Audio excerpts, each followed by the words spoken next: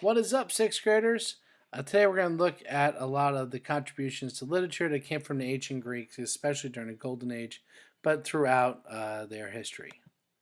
You can't really talk about writing in ancient Greece without talking about this guy, and that is Homer.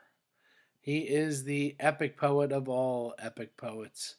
Um, Greek culture is referred to as Hellenistic culture.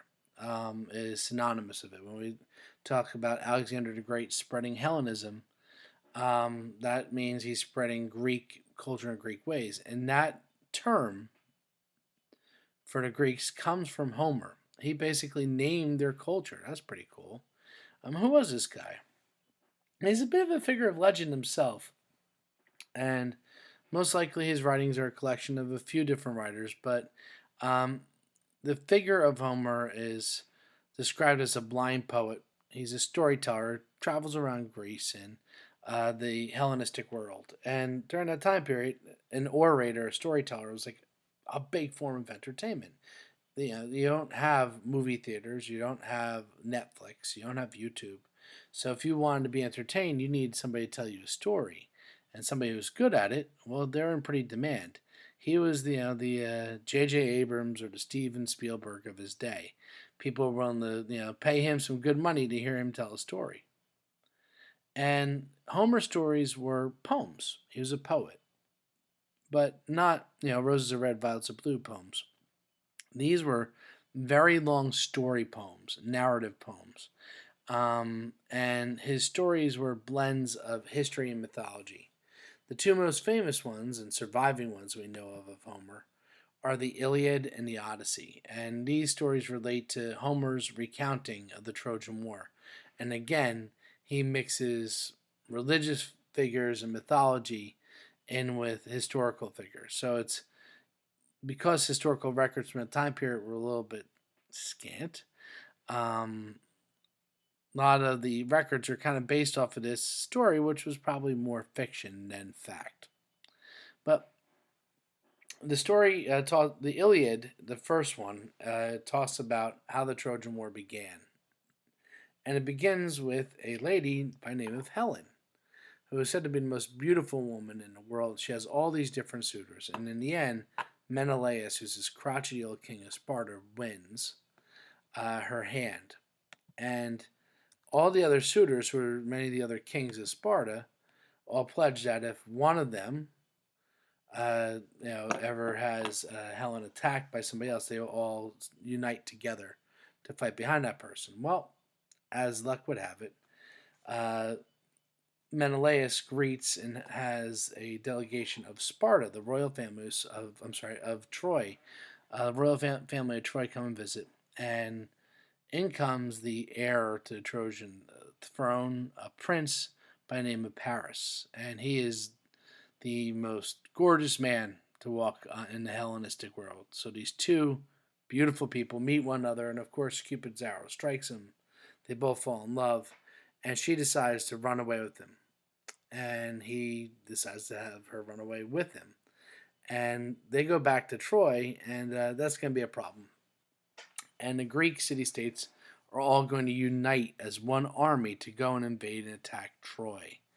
Hence why united Greek culture is called Hellenism. Helen was the person who was able to unite all the Greeks despite their differences to rally together in mythology. Get it? I'm not going to go into all the details of the rest of the story, but basically it's a 10-year conflict. It goes on as a stalemate. The Trojans have a massive wall, the Greeks have a massive army, and neither side can win. Much of the story centers around Achilles, who is a warrior of ancient Greece who is invincible. Nothing can hurt him except for where his the heel of his foot, his tendon, his Achilles tendon, that's what it's named after, when he was dipped in the river Styx by his mom to give him invincible powers. That's the one weakness he has. Him and Hector, the greatest warrior of Troy, end up facing each other. Achilles kills Hector, but then Paris shoots a poison arrow and hits Achilles, and they die. Both of them. Wah, wah. The Most famous part of the Trojan War, the end, the Trojan horse, is actually told in the Aeneid, which is a story told by a Roman poet by the name of Virgil. But we're skipped to, if you want to consider the Trojan trilogy, Homer writes part one and part three. And the part three is the Odyssey, which is about the journey home. Hence why an Odyssey is a story for a word to describe a very, very long journey with many stops.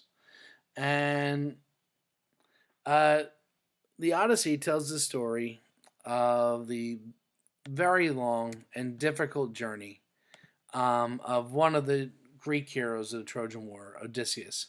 He's the guy that comes with the plan of the Trojan horse in the war and the Aeneid. And Odysseus is known for his cunning, his cleverness. He's not the biggest, he's not the strongest, he's not the fastest, he's not the best fighter, but he's the smartest. And he's known for outsmarting opponents bigger and stronger than him. I know that you guys were quite taken with the story of him and the Cyclops last year, so I figured I'd throw that one in. And if when you read both of these stories, like many Greek stories, they're filled with blood and gore, like a lot of it. Like violent video games have nothing on the Iliad and the Odyssey. Like they're really rough, but they're high literature, so it's okay. And lots of adventure. They are a good amount of fun. Other famous writers from ancient Greece include Aesop, whose fables are used to teach moral lessons, like the famous tortoise and the hare, um, the fox and the grasshopper, among others. And Sappho is a famous poet who wrote about women's rights in a time period when women had very little rights. So her works have gone on to be very influential in the feminist movement. Um, Writers of history also get their start in ancient Greece. The Greeks are seen as the fathers of history. Um, History doesn't begin with the Greeks. Written history would begin with the Mesopotamians with the first form of writing, but the first formal keeping of history it happens with Greeks with two famous Jews who are seen here head to head. They are not social distancing. Herodias is the first historian to collect information from multiple sources, test their accuracy, and then present his findings of what he found out that happened in a narrative. One of his most famous collections is his narrative history of the Persian War. Um, Writing about wars and why we understand so much about this period in history also comes from another uh, Greek historian, uh, the Euclides. Man, I'm saying that wrong. I know it, but you can spell it.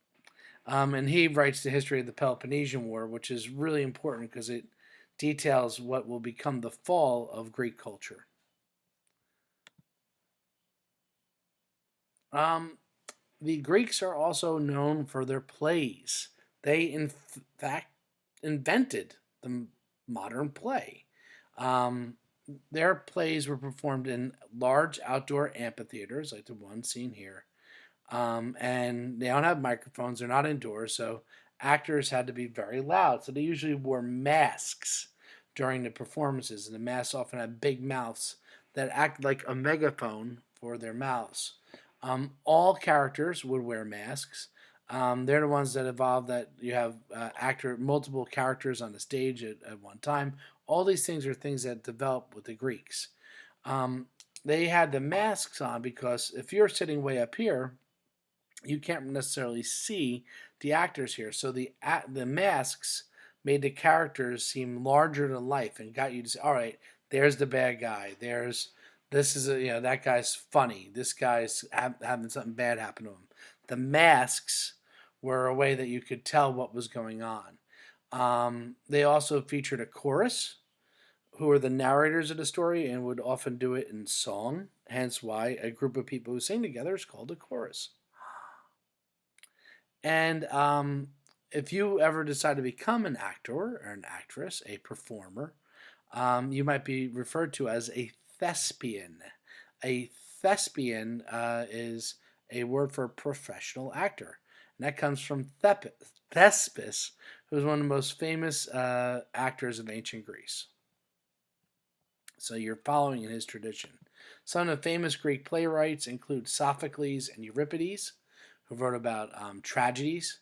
Like Homer stories, these were often gory, disturbing, messed up, and involved a lot of messed up family drama. Um, Oedipus is a story about a king who finds out that he married his mom. Ew. Yeah, yucky.